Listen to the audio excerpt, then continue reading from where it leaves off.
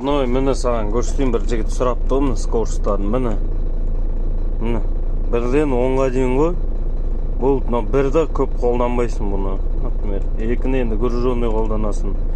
Үшті енді үшпен қозғала бересің, 4-5. Просто бұл жерде мынандай флажок, мынандай флажок арқылы ғой. Міне цепленияны басасың, например. Қазір мен пустой тұрмын, міне. Пустой, міне 4-ке итеріп тұрып тығам. Все, ручник жіберіп тұр. Все, кете берем ақырындап. Все, бір қозғалып алдым, болды, сцепление керек емес, аяқты алып тастаймыз сцеплениядан. И все, міне скорость кете береді.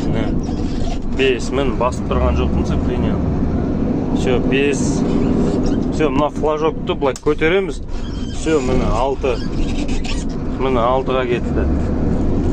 Все, 6. Солай 7, міне. Сцепление баспаймын, басып отқан жоқпын сцепление.